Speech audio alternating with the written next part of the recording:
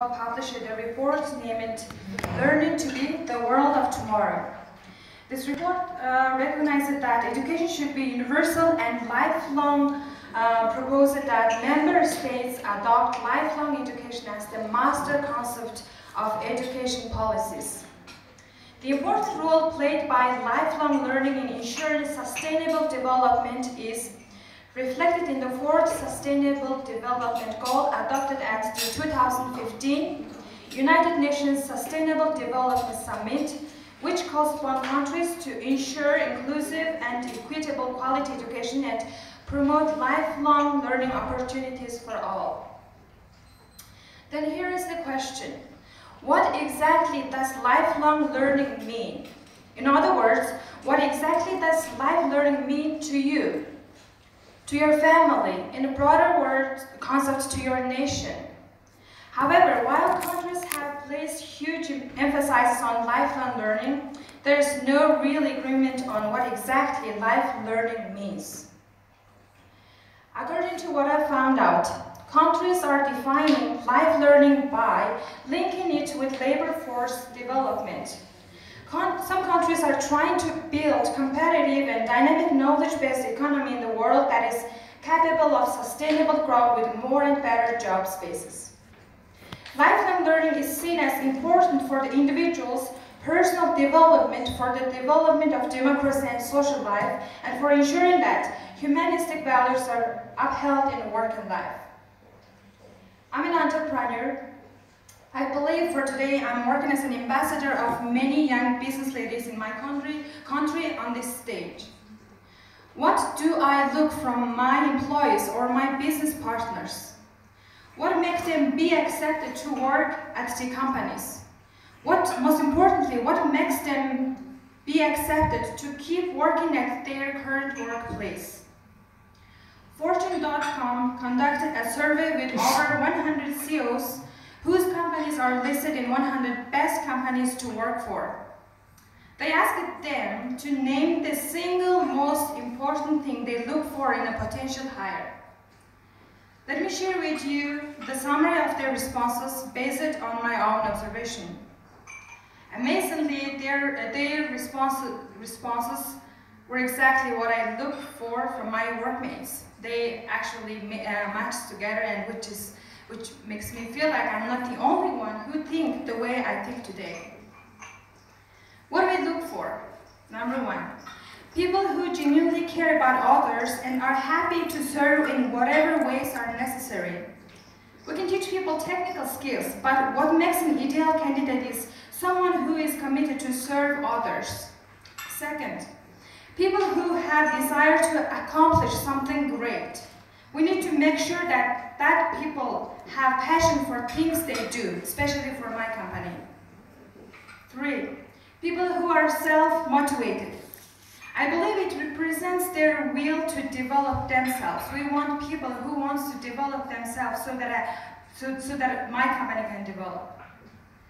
Finally, people who can bring growth mindset, where they embody passion, embrace failures, and learn from it, and create change.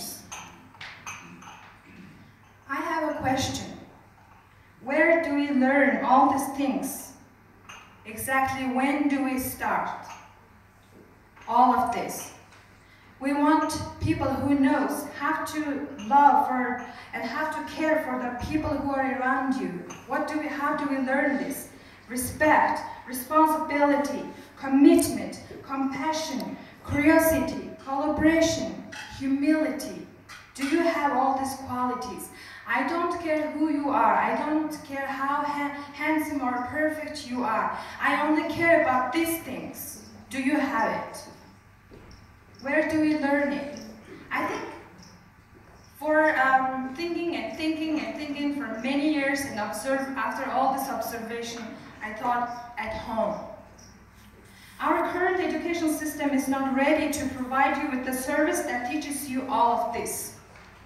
For me, humanistic value is very important when choosing my employee. Now we need actions. We know what is going on. We know we are facing tons and tons of problems according to what my previous speaker said. What actions can we make? I have only one suggestion brought here today. I'm working as, I'm the member of Mongolian Marketing Association, and one of our teammates have just established a project named The Future with Dream. And one of their main points is to talk about the number 20. What does 20 mean to you? Maybe you are 20 years old. Maybe you have 20 notebooks. Maybe you have 20 friends. But 20 stands for 20 minutes. What do you do at home? What do you do with your little brother, little sister, maybe your son or daughter? Turn off the phone, turn off the TV, turn off the Wi-Fi, and spend 20 minutes with your children. That's it. I want to beg you to use that 20 minutes. Maybe it can from 9 p.m. to 9:20. Just imagine how much time we spend just scrolling down our screen of the phone.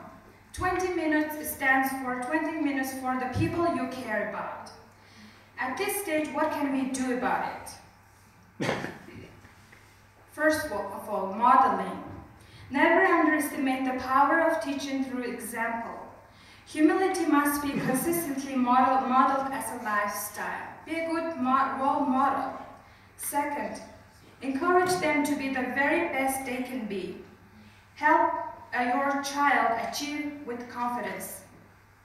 Make sure they understand where their real values are. Children should know that achievements, looks, and abilities are not what give them worth. You should be loved just the way you are. Teach them to serve. Help them to volunteer at some organizations. 5. Teach them how to apologize. 6. Make them learn to say thanks. And finally, coach them how to respond. Respond means that maybe you're a young adult, I see young people out here go to Toastmasters and you learn how to give evaluation, how to respect one another, and how to learn to communicate with another. And finally, great things start from the very little things. Maybe it might start from the minutes that you spend with your people.